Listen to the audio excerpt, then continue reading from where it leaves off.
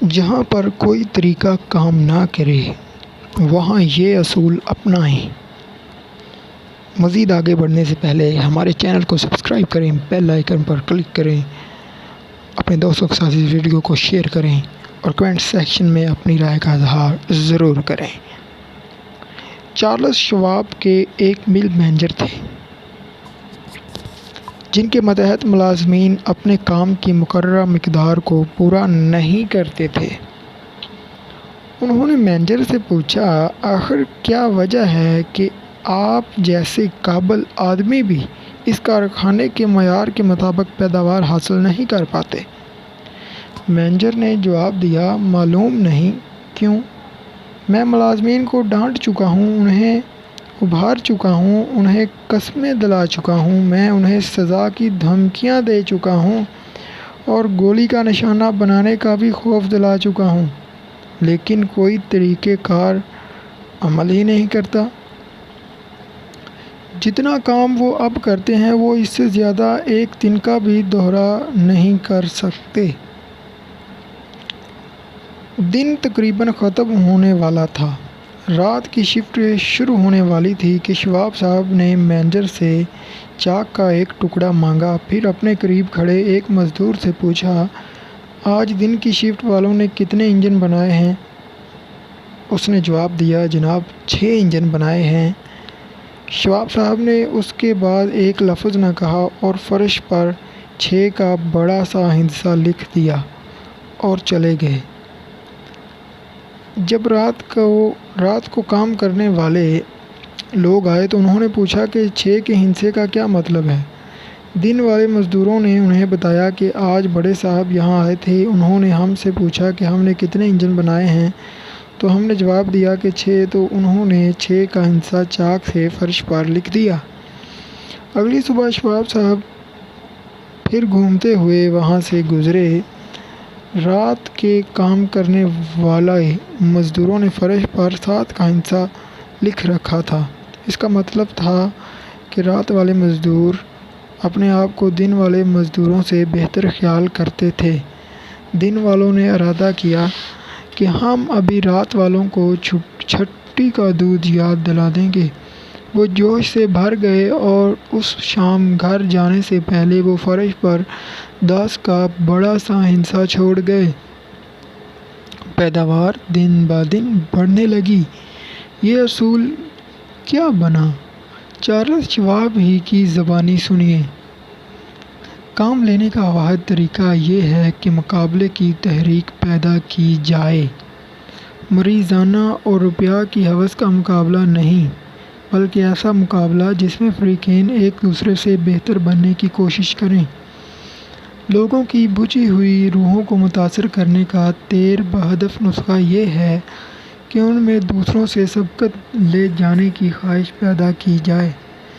دوسروں سے آگے نکل جانے کی خواہش لوگوں کے لیے میدان میں آنے کی للکار ثابت کرتی ہے۔ للکار کے بغیر تھیوڈور روز ویلٹ بھی شاید امریکہ کے صدر نہ بنتے۔ ہمارے گھڑ سوار صاحب کیوبا سے آئے تو نیو یارک کی گورنری کے انتخاب کے لیے کھڑے کر دیے گئے۔ مخالف جماعت کو معلوم ہوا کہ وہ نیو یارک کے جائز شہری نہ تھے۔ روز ویلٹ اس پر بہت ہراساں ہوئے اور اپنا نام واپس لینا چاہا۔ عین اس وقت تھامس کولٹر بلاشانِ پانسا پھینکا۔ وہ روز ویلٹ سے گرجدار آواز میں مخاطب ہو کر بولے، کیا سان جوین ہل کا مرد میدان اس موقع پر بزدلی دکھا جائے گا؟ روز ویلٹ نے مقابلہ کیا اور باقی حالات آج تاریخ کا ایک سنہری ورق ہیں۔ اس للکار نے نہ صرف ان کی اپنی زندگی میں انقلاب پیدا کر دیا بلکہ اس نے امریکہ کی قومی تاریخ کو بھی بہت متاثر کیا۔ جس طرح چارلس شواب للکار کی بے پناہ قوت سے باخبر تھے، اسی طرح پلاٹ صاحب بھی اور ال سمتھ بھی اس سے بیگانہ نہ تھے۔ جب ال سمتھ صاحب نیو یارک کے گورنر تھے تو انہوں نے اس اصول کو آزمایا، رسوائے عام جیل خانے سنگ سنگ میں کسی قابل محافظ کی ضرورت تھی جیل کی چار دیواری کے اندر سے سازشیں اور خوفناک افواہیں اٹھ کر ملک میں گردش کر رہی تھیں۔ ال سمتھ صاحب کو سنگ سنگ پر قابو پانے کے لیے ایک مضبوط اور آہنی ادارے کے انسان کی ضرورت تھی، لیکن آج انسان کون تھا؟ انہوں نے نیو ہیمپٹن کے رہنے والے لیوس ای لاویس کو بلا بھیجا۔ جب لاویس ان کے سامنے آئے تو انہوں نے ہنس کر کہا، سنگ سنگ کا اختیار سنبھالنے کے متعلق آپ کی کیا رائے ہے؟ وہاں ایک تجربہ کار آدمی کی ضرورت ہے۔ لاویس خاموش رہ گئے۔ وہ سنگ سنگ کے خطرناک حالات سے واقف تھے۔ اس جیل خانے کی محافظت ایک سیاسی منصب تھا اور اس کے دار و مدار سیاسی رہنماؤں کی پسند اور ناپسند پر تھا۔ ایک کے بعد ایک محافظ آتا تھا اور چلا جاتا تھا۔ ایک محافظ تو صرف 3 ہفتے تک ٹک سکا تھا۔ انہیں اپنے مستقبل پر غور کرنا تھا۔ کیا یہ خطرہ اس قابل نہ تھا کہ مول لیا جاتا؟ ال سمتھ صاحب نے لاویس صاحب کی کوشش و پنج میں گرفتار دیکھا تو پیچھے جھکے اور مسکرائے۔ اس کے بعد انہوں نے کہا، میرے نوجوان دوست، اگر آپ گھبراتے ہیں تو اس میں آپ کا قصور نہیں۔ یہ واقعہ بڑا کٹھن کام ہے۔ میں کسی مضبوط آدمی کو وہاں جانے اور ٹھہرنے کے لیے چن لوں گا۔ ال سمتھ صاحب لاویس صاحب کو للکار رہے تھے۔ لاویس صاحب کو اب یہ عہدہ سنبھالنے کا خیال بہت بھایا، جس کے لیے ایک مضبوط آدمی کی ضرورت تھی۔ چنانچہ وہ سنگ سنگ میں گئے اور مستقل طور پر وہاں ٹھہرے۔ وہ اس جیل خانے کے سب سے مشہور محافظ بنے۔ ان کی کتاب سنگ سنگ میں بھی 20 سال کی لاکھوں جلدیں فروخت ہوئی۔ انہوں نے ریڈیو پر اپنے تجربات نشر کیے۔ جیل خانے کی اندرونی زندگی سے متعلق ان کی لکھی ہوئی کہانیوں کی کئی فلمیں تیار ہوئیں اور ان کے اس اسلوب سے کہ وہ مجرموں کو بھی انسان سمجھتے تھے، جیل کی اصلاح میں معجزے رونما ہوئے۔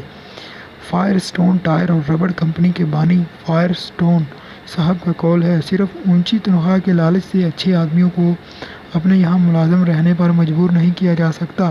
اس کے لیے تو اس کام کو اتنا دلچسپ بنانا چاہیے کہ وہ یہ کام کرنا پسند کریں۔ ہر کامیاب آدمی اپنے کام کو ایک کھیل سمجھتا ہے۔ وہ اپنی شخصیت کے اظہار، اپنی قابلیت کے ثبوت، سبقت لے جانے اور فتح پانے کا دل سے متمنی ہوتا ہے۔ پیدل دوڑوں، لطائف بازیوں اور دودھ پینے کے مقابلوں کا یہی راز ہے کہ ہر آدمی دوسرے پر سبقت لے جانا چاہتا ہے۔ ہر آدمی یہ محسوس کرنا چاہتا ہے کہ وہ بڑا اہم آدمی ہے۔ چنانچہ اگر آپ جیالے اور قابل لوگوں کو اپنا ہم خیال بنانا چاہتے ہیں تو اس اصول پر عمل کریں، دوسرے شخص کی صلاحیتوں کو للکاریے۔ بس آج کی ویڈیو یہیں پر ختم ہوتی ہے۔ اگلی ویڈیو میں صبح پھر ملیں گے، تب تک کے لیے اجازت دیجیے۔ ساتھ ہی ساتھ ہمارے چینل کو سبسکرائب کیجیے اور بیل آئیکن پر ضرور کلک کیجیے۔